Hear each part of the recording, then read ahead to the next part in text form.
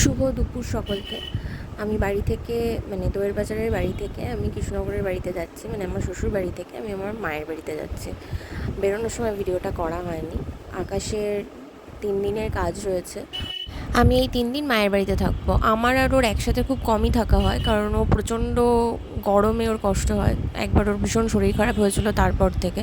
তো আমার বাড়িতে প্রচণ্ডই গরম, যেহেতু ওপরে ঘর নেই, একতলা বাড়ি, সেই জন্য। আর দ্বিতীয় কথা হচ্ছে শীতকালটা ওর পছন্দ, শীতকালটাও পুরোপুরি সিজন, ও কাজে থাকে, সেহেতু থাকাই হয় না। আর আমার এই বাড়ি আসা নিয়ে আমার শ্বশুরবাড়ির কোনো অবজেকশন নেই, বরঞ্চ আমার শাশুড়ি মা আগে থেকেই বলতে থাকে যে ও যখন থাকবে না একদিন, তাহলে ও বাড়িতেই থাক, আমায় বলতে হয় না। আমি মায়ের বাড়ি এসেছি উল্টো রথের আগের দিন, আর সেদিন ছিল উল্টো রথ। উল্টো রথে বেরোনোর আগে ভিডিও করার কথা মনে নেই, বেরিয়ে টোটোয় উঠে ভিডিও করার কথা মনে পড়েছে যে না, ভিডিও নিতে হবে আজকে উল্টো রথ। আকাশ বাড়িতে থাকলে অনেক কটা রথই দেখা হতো, কিন্তু আকাশ যেহেতু বাড়িতে নেই, সেহেতু এই পোস্ট অফিসের ওখানে রথটা দেখবো। আর এই যে গভর্নমেন্ট কলেজের পেছনে যে মাসি বাড়ি হয়েছিল সেই রথটা, এবার এত দেরিতে আমরা বেরিয়েছি, সেহেতু মনে হয় না সেই রথটা রয়েছে এখনও। সেই রথটা হয়তো ফিরে গেছে নৃসিংহপল্লীতে। আমরা এখন হলি ফ্যামিলির মোড়টা ক্রস করে গভর্নমেন্ট কলেজের পেছন দিয়ে ঢুকবো। তো আমি বলছিলাম সামনে দিয়ে ঢোকার কথা, যেহেতু মায়ের পায়ে ব্যথা, তো উনি এদিকে নিয়ে চলে এসছে। আর তো কিছু করার নেই, মার নামতে একটু সমস্যা, উঠতেও সমস্যা। আর বোনের হাতে ফোনটা ছিল ভিডিও নেওয়ার জন্য, বলছে মার নামার ভিডিওটা করি, তো মজা করেই।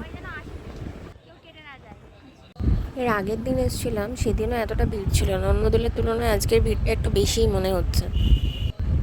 কিন্তু কিছু দূর এগোতেই মনে হচ্ছে যে ঠাকুর এবং রথ দুটোই বেরিয়ে গেছে, কারণ আজকে উল্টো রথ, ওখানেই হবে উল্টো রথটা। তো যাই হোক, এসেছি যখন একটু মেলাটা ঘুরে নিয়ে তারপরে পোস্ট অফিসের মোড় যাবো। যেটা ভেবেছিলাম সেটাই হয়েছে, ঠাকুর মন্দিরের উদ্দেশ্যে রওনা হয়েছে। ওখানে গিয়ে একটাই ভালো জিনিস হয়েছিল, সেদিন বোনের দুটো বন্ধু বান্ধবের সাথে দেখা হয়েছিল। তো চলো তোমাদের সাথেও দেখা করাই যে কাদের সাথে আমাদের দেখা হয়েছিল। এই যে ওর নাম দেবারতী আর ওর নাম অয়ন। ওরা দুজন মথুরা কেক খাচ্ছিল, এবং আমাদের আসতে দেখেই দেবারতী দৌড় দিয়েছে মথুরা কেক আনার জন্য।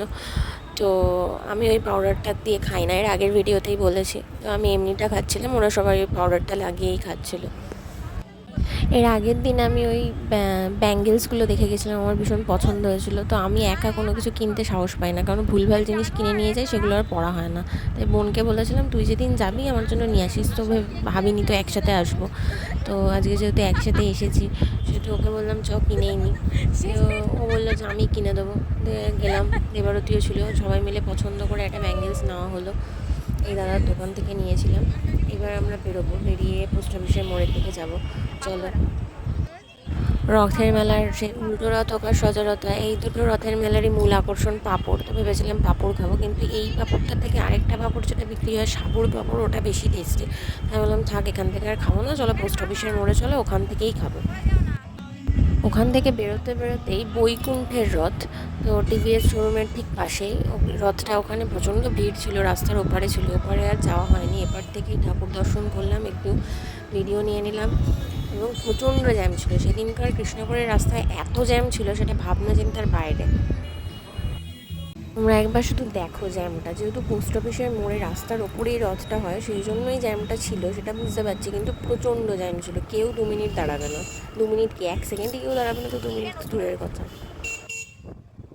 আমরা বহুক্ষণ বসে বসে আস্তে আস্তে কোনো রকমের জ্যাম কাটাতে কাটাতে পোস্ট অফিসের মোড়ে এসে উপস্থিত হয়েছে। একবার শুধু ভিড়টা দেখো, ওখানে তো একটা ভাই বলছিল আমরা বুড়িমা দর্শন করতে যাচ্ছি। যাই হোক, মজা করেই বলছিল। দেখো, মেইন রথের কাছে যাওয়ার আগে কত ছোট্ট ছোট্ট রথ রয়েছে। এবার সবাই সেই রথগুলোকেও নিশ্চয়ই দলিয়ে মুচড়ে চলে যেতে পারে না, সেটাকেও প্রণাম টনাম করে তারপরে আস্তে আস্তে মেইন রথের কাছে যাচ্ছে।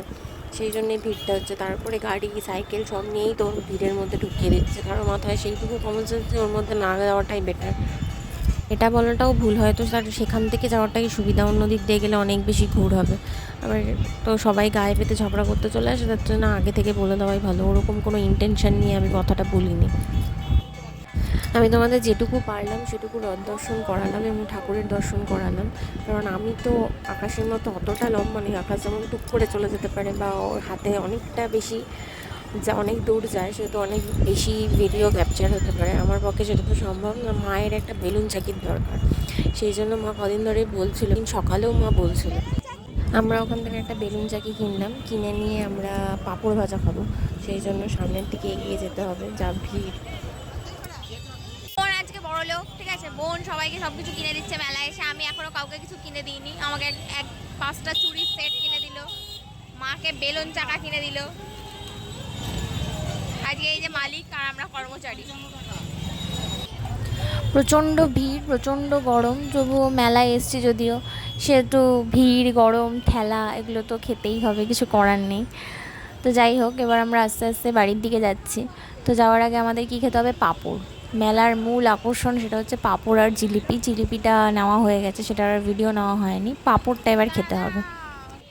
এতক্ষণে আমরা একটা পাঁপড়ের দোকান পেয়েছি, গিয়েই আমরা 3টে পাঁপড় বলে দিয়েছি। আমার পাঁপড়টা হাত থেকে পড়েও গেছে, তো এক কামড় দেওয়ার সাথে সাথে ওটা পড়েও গেছে। তো আরেকটা পাঁপড় নেওয়া হলো, যেহেতু ওই পাঁপড়টা পড়ে গেছে।